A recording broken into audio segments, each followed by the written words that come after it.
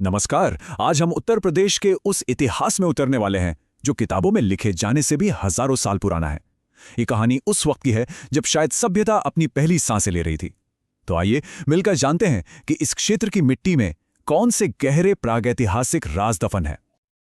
और यही वो सवाल है जो आज हमें इस पूरे सफर पर गाइड करेगा। हम पुरातात्विक यानी आर्कियोलॉजिकल खोजों के सहारे इन रहस्यों से पर्दा उठाने की कोशिश करेंगे। तो चलिए इस रोमांचक सफर की शुरुआत करते हैं। देखिए, हमारी ये यात्रा समय में बहुत बहुत पीछे जाएगी।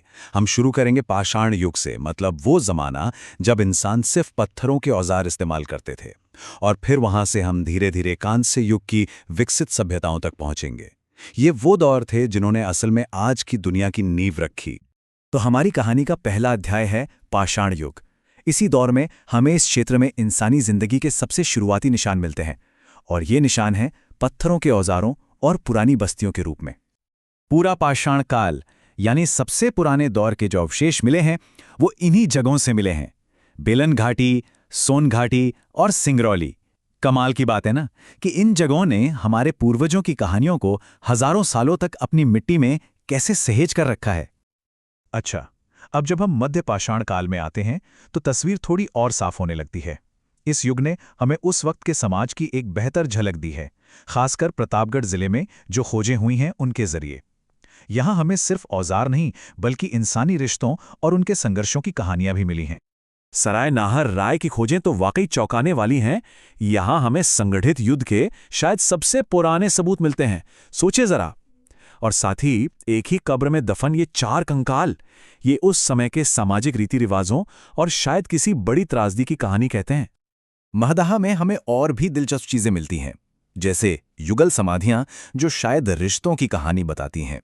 एक वध स्थल भी मिला है जो उनके खानपान और शायद किसी तरह के उद्योग को दिखाता है। और तो और हड्डी से बने सुंदर गहने जो उनकी कला और सौंदर्य की भावना को दर्शाते हैं। अब जरा इस संख्या पर गौर कीजिए, 41। दमदमा में 1-2 नहीं बल्कि पूरे 41 मानव शवाधान मिले हैं। ये किसी छोटी मोटी बस्ती का नहीं बल्कि एक बड़ी और स्थापित कम्युनिटी का सबूत है। इनमें मिली युगल समाधियां और एक ही कब्र में 3 कंकालों का मिलना उस समय के जटिल सामाजिक ढांचे की एक शानदार झलक देता है। देखिए, शिकार करने से खेती करने की तरफ बढ़ना ये मानव इतिहास की सबसे बड़ी क्रांति थी, और इस क्रांति का सबसे पुराना सबूत पूरे भारतीय उपमहाद्वीप में कहीं और नहीं बल्कि उत्तर प्रदेश के संत कबीर नगर में मौजूद लहुरा देव में मिलता है। ये खोज सिर्फ भारत के लिए नहीं बल्कि वैश्विक इतिहास का एक बहुत महत्वपूर्ण मोड़ है। ये तो हम सब जानते हैं कि शुरुआती संस्कृतियां हमेशा नदियों के किनारे ही पनपती थीं। उत्तर प्रदेश में बेलन और सोन नदी घाटियां बिल्कुल ऐसे ही सांस्कृतिक पालने बने, जहां शुरुआती मानव समाजों ने आकार लिया और तरक्की की। बेलन घाटी की सबसे महत्वपूर्ण खोजों में से एक है ये एक मूर्ति। प्रयागराज के पास लोहंदा नाला में मिली हड्डी से बनी ये मातृदेवी की मूर्ति उस युग की कला और उनकी आस्था का एक बहुत ही दुर्लभ और अनमोल उदाहरण है। तो सवाल ये है कि ये लोग अपने औजार बनाते किससे थे? जवाब है क्वार्ट्जाइट। पुरातत्वविद जे.आर. शर्मा की खोजों से ये पता चला कि इसी कठोर पत्थर को तराशकर वे अपनी कुल्हाड़ी और दूसरे जरूरी उपकरण तैयार करते थे। चलिए अब समय में एक बड़ी छलांग लगाते हैं और पहुंचते हैं कांस्य युग में। विशाल सिंधु घाटी या हड़प्पा सभ्यता जिसके बारे में हम सब ने पढ़ा है, उसकी पूर्वी सीमा कोई और नहीं बल्कि आज का उत्तर प्रदेश ही था। आलमगीरपुर से लेकर सिनौली और मंडी तक उत्तर प्रदेश में मिले ये सारे प्रमुख स्थल इस बात को साबित करते हैं कि हड़प्पा संस्कृति इस क्षेत्र में कितनी गहराई तक फैली हुई थी। मतलब ये सभ्यता सिर्फ सिंधु नदी तक ही सीमित नहीं थी। आलमगीरपुर का महत्व बहुत खास है। मेरठ में हिंडन नदी के तट पर बसा ये स्थल उस महान प्राचीन सभ्यता का सबसे पूर्वी यानी ईस्टर्न मोस्ट ज्ञात बिंदु माना जाता है।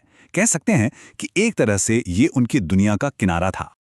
आलमगीरपुर में जो चीजें मिली हैं ना, वो हमें सीधे उनके रोजमर्रा के जीवन से जोड़ती हैं।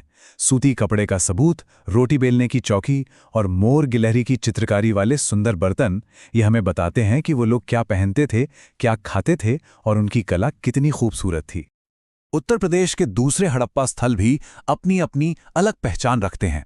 जैसे सिनौली में एक विशाल योद्धा कब्रिस्तान मिला तो मंडी में गहनों का खजाना और टकसाल। वहीं हुलासखेड़ा में हमें खेती के पुख्ता सबूत मिले। मतलब हर स्थल की अपनी एक अलग कहानी है। एक बार फिर इस संख्या पर ध्यान दीजिए, 125। सिनौली में 125 कब्रों का मिलना और उनके साथ मिली तांबे की तलवारें, ये इस बात का संकेत है कि ये कोई साधारण कब्रिस्तान नहीं था, बल्कि शायद एक बहुत बड़ा सैन्य या योद्धा स्मारक स्थल रहा होगा। तो इन सभी खोजों से हम सीखते क्या हैं? ये हमें उस विरासत से रूबरू कराती हैं जो हजारों साल पुरानी है, लेकिन साथ ही ये अपने पीछे कई अनसुलझे सवाल भी छोड़ जाती हैं जो आज भी इतिहासकारों और पुरातत्वविदों को सोचने पर मजबूर करते हैं। इन सभी अलग अलग जगहों को एक साथ क्या जोड़ता है? एक चीज है, ये मिट्टी के बर्तन जिन्हें BRW यानी ब्लैक एंड रेड वेयर संस्कृति कहा जाता है। ये खास स्टाइल के बर्तन एक सांस्कृतिक धागे की तरह हैं जो इन सभी बस्तियों को आपस में जोड़ते हैं।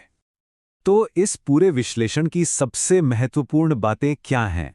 उत्तर प्रदेश की भूमि ने हमें संगठित युद्ध का सबसे पहला प्रमाण दिया। पूरे उपमहाद्वीप में खेती का सबसे पुराना सबूत यहीं मिला और हड़प्पा सभ्यता की सबसे पूर्वी बस्ती भी यहीं थी। इस क्षेत्र का पुरातात्विक महत्व वाकई बहुत बड़ा है। और आखिर में एक सवाल, सिनौली की खोज ने सबको हैरान कर दिया था। यह हमें सोचने पर मजबूर करता है कि उत्तर प्रदेश की धरती के नीचे अभी और कितने रहस्य दबे हो सकते हैं। क्या भविष्य में हमें ऐसी ही और चौंकाने वाली खोजें देखने को मिलेंगी? खैर, इसका जवाब तो सिर्फ वक्त ही दे सकता है।